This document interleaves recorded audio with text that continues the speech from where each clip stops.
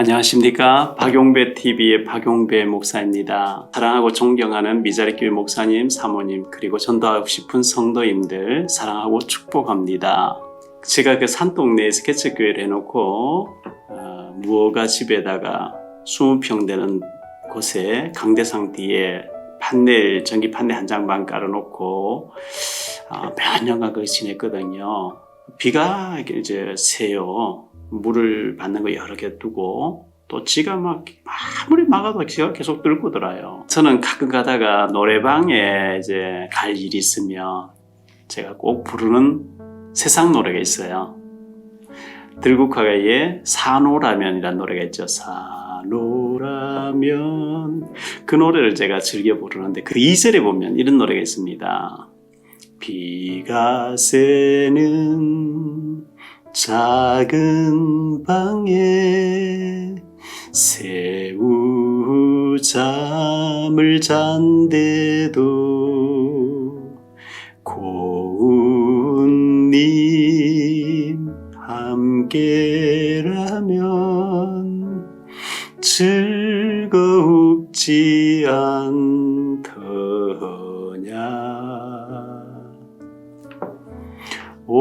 오손도손 속삭이는 밤이 있는 한 째째하게 굴지 말고 가슴을 쫙 펴라. 내일은 해가 뜬다. 내일은 해가 뜬다. 뭐 이런 노래죠. 저는 그 노래 가사말이 비가 새는 작은 방에 새우잠을 자는, 거기서 한 7년 반 가까이 지냈거든요. 참 힘들었고 절망적이었어요. 근데 전도해야 돼 딱 결단하는 순간에 내일은 해가 뜬다. 내일은 된다. 지금 어렵지만 반드시 하나님 복음 전하는 자에게 축복하신다. 확신이 왔어요. 지금은 제가 청라국제도시에 살고 있습니다. 목사님들, 미자리교회 목사님, 사모님, 지금의 환경이 어렵다 절망하지 마시고요. 복음 전하시면, 전도하시면 바뀌어집니다. 인생도 바뀌어지고 교회도 바뀌어지고 자녀도 바뀌어지고요. 모든 게 다 바뀌어집니다. 제가 증인입니다. 그래서 오늘은 전도와 선교의 차이점에 대해서 좀 말씀을 드리고자 합니다. 전도는 가까이 있는 사람에게 다가가서 복음 전하여서 구원받게 하고 양육하고 하는 것을 전도라고 얘기합니다. 전도를 잘 모르면 억지로 설득해 교회 와서 등록하면 시키면 전도인 줄 아는데요. 그게 아니고, 물론 그것도 전도 맞겠죠. 근데 억지로 데려오려고 하지 마시고 직장인이나 가정으로 파고 들어가서 그 사람 구원받게 해놓고 양육을 하러 계속 들어가서 확신이 오면 저절로 교회에 오게 돼 있습니다. 그리고 선교는 뭐냐? 문화가 다르고 언어가 다르고 멀리 있는 곳에, 멀리 있는 사람에 다가가서 복음 전해가지고 그 사람 구원받게 하는 것을 선교라고 얘기합니다. 똑같은 내용인데 예수 그리스도 전하는 건데 가까이 있는 사람에게 같은 문화권에 같은 언어를 가지고 있는 사람 전하는 걸 전도라 하고, 타 문화권에 언어가 다른 문화가 다른 사람에게 전해서 예수 믿게 하는 것을 선교라고 얘기하죠. 제가 공무원 신우에서 만 3년간 예배를 인도했습니다. 그리고 언론사에 들어가서 한 20몇 년 동안 계속 복음을 전하고 기도회를 인도하면서 전도를 했습니다. 어느 교회 전도사라고 하는 사람이 저를 동부 이촌동의 한강변에 있는 어느 아파트에 복음을 전해달라고 이렇게 요청해 왔습니다. 대한항공 기장 하시는 분들이 칼기 기장 10몇 명이 모인다고 와달라 했는데 가보니까 전직 기장 연세 많으신 한 분이 계셨고 여집사님 몇 분이 모여 있었습니다. 제가 바쁜 시간 내서 갔는데 제가 말과 좀 다르구나, 다시는 오지 말아야지 이래 생각했는데요. 그 한 번 딱 들어갔는데 거기 참석하신 여자 집사님 중에서 목사님 우리 집이 바로 옆집인데 식사하고 가시지요 해서 저녁에 그 식사를 하고 왔습니다. 그런데 그때 만나진 그 집사님 지금 권사님이고요.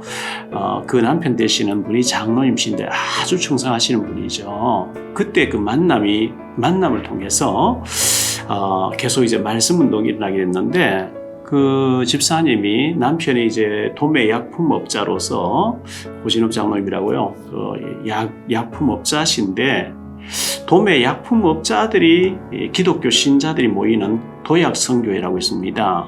종로가 백주년 기념관에서 원래 예배를 한 달에 한 번 드리는데 저보고 설교를 해달라 그래서 종로가 그 백주년 기념관에 가서 도매 약품업자 신우회에서 제가 예배를 인도했습니다. 말씀을 전했더니만은 그 도매 약품업자 사장님, 회장님 이런 분들, 장로님, 권사님들이 몇십 명 오셔서 목사님 계속 이런 말씀을 매주 한 번씩 들을 수 없을까요? 이렇게 해서 그러면 태계로 명동이죠. 명동역에 코리아 헤럴드라고 하는 그 신문사가 있습니다. 거기 언론인들이 저보고 매일 저녁에 언론인들을 상대로 말씀을 전해달라. 그 월세 250만, 지금부터 한 26년 전쯤에, 25년 전쯤에 월세 250만 큰 돈이었거든요. 그 언론인 자기들이 다 알아서 낼 테니 저보고는 무조건 와서 저녁마다 언론인 찾아오는 사람에게 말씀 전해달라 해서 제가 거기 사무실을 몇 년 가지고 있었죠. 거기에 오시면 된다고 했더니만은 이분들이 이제 거기에 오셔서 말씀 받기로 했는데요. 그 탈북민 중에 고위직에 있다가 오신 분이 굉장히 그 자살 소동을 일으키고 미국 보내준다 안 보내줘서 이렇게 죽으려 하는 사람을 YTN에 계신 기자분이 모시고 와서 전도해달라 그래서 그 탈북민에게 제가 복음을 전해드렸거든요.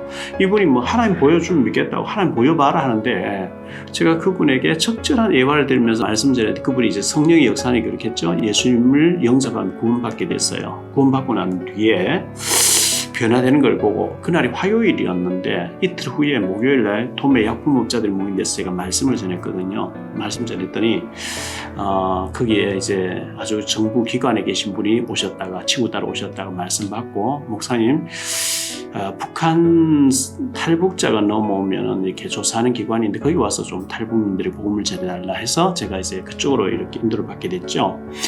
근데 이제 제가 그 탈북자를 계속 이제 양육을 하고 일주일에 한 번 들어가서 예배를 인도하면서 KBS에 이제 PD 신우회에 들어가서 말씀 전하러 갔는데 저를 많이 도와주셨던 손재경 PD라고 계십니다. 지금은 목사님 되어 계시는데요. 이분이 북한 프로만 찍어내는 기자분이 계세요. 국경지대에서 1년 중에 한 10달 가까이를 북한 쪽을 이렇게 취재하시는 기자님을 소개하면서 전도해달라. 그 분이 복음 전에 복음 받아들이면서 목사님, 제가 압록강 따라 두만강 따라서 한 50가정 탈북자 가정을 국경지대에서 돌보고 있는데 거기 와서 복음 전해달라. 이렇게 해서 그분을 따라서 제가 98년도부터 현재까지 국경지대에 가서 탈북자를 만나고 탈북자 돕는 일을 지금까지 해오고 있거든요. 그게 이제 북한 선교가 시작이 된 것입니다. 전도를 하고 있는데 계속 현장에 전도하다 보니까 선교의 문이 자동적으로 열려버린 거예요. 아마 전도를 계속 하다 보면 저절로 선교 쪽으로 연결되리라고 저는 믿어요. 그래서 제가 97년도부터 탈북자 돕기 시작해서 98년도부터 국경지대 들어가기 시작해서 지금까지 지금 뭐 코로나가 와서 잠시 못 들어가고 있지만 계속해서 탈북자 돕는 사역을 하게 됐거든요. 저는 그것이 성령님의 이끄심, 성령님의 인도라고 믿어요. 성령님은 실수하지 않고 완벽하게 이끌어 가시잖아요. 앞으로 탈북자 살린 얘기들, 국경지대에서 북한 선교했던 얘기들 실제로 드라마틱한 일들이 많이 있습니다. 저는 사실 북한 끌려가서 벌써 죽었어야 될 사람이 위험한 일도 많이 있었는데 하나님 그때마다 저를 보호해 주셨고요. 탈북자들 만나서 수백 명을 인신매매에 의해서 탈출시키기도 하고 데리고 나오기도 하고 도와주기도 하고 수술도 받게 해주고 병든 사람 도와주기도 하는 일을 24년째 하면서 얼마나 많은 일들이 있었겠습니까? 그래서 가까이에 복음 전하는 걸 전도를 하고요. 좀 멀리 있는 사람에게 타문화권에 가서 하는 것을 보고 선교라고 얘기합니다. 어떤 분이 얘기하더라고요. 북한은 우리 같은 동족이기 때문에 선교로 하면 안 돼요. 전도로 해야 되지 않습니까? 이렇게 얘기를 해요. 물론 언어가 같고 같은 민족이기 때문에 전도라고 할 수 있겠지만 그러나 선교입니다. 왜 선교냐? 북한은 엄연하게 유엔에 가입되어 있는 다른 나라입니다. 우리는 한민족을 하죠. 물론 한민족이죠. 그런데 분명히 노스코리아, 북한은 한 나라로 유엔에 들어가 있습니다. 그래서 북한을 우리가 선교해야 됩니다. 선교하지 아니하면 재앙이 닥칩니다. 그래서 앞으로 반드시 저는 통일된 날이 온다고 생각하고 북한 선교를 하고 있고요. 북한의 문 열리면 그곳에 우리가 들어가서 복음으로 완전히 주체사상을 복음사상을 바꿔야 되기 때문에 통일대라를 준비하면서 탈북자 신학생, 탈북자 선교사를 100명 이상 키워내야 되겠다 해서 계속 그 사역을 하고 있는데, 그런 얘기들 앞으로 계속 시간 될 때마다 제가 한 케이스 하나씩 이렇게 예를 들어가면서 복음 전했던 얘기를 우리 목사님들에게 알려드리고 같이 선교했으면 좋겠다 이렇게 생각되어집니다. 일단 선교는 전도부터 하시고, 전도하다 보니까 자연스러워 외국의 문이 열려서 선교의 문이 열릴 때 그렇게 해야 되겠죠. 그래서 오늘은 전도와 선교의 차이점을 조금 말씀드리는데, 전도 현장에서 만나진 사람이 북한 관련된 사람들이었고, 그분을 따라서 선교하러 들어갔더니 그게 선교의 문이 계속 열려서 지금까지 주 사역이 되어진 것입니다. 사랑하고 존경하는 우리 미자리교회 목사님 사모님, 그리고 전도하고 싶으신 중직자 여러분들, 우리가 전도해야 될 곳은 너무 많이 있고요. 우리 예수님께서는 휘어져 추수하게 됐는데 추수할 일꾼이 없다고 탄식하셨거든요. 그래서 추수할 일꾼을 보내달라 했는데, 이사야는 내가 여기 있습니다, 나를 보내주십시오 이렇게 반응했습니다.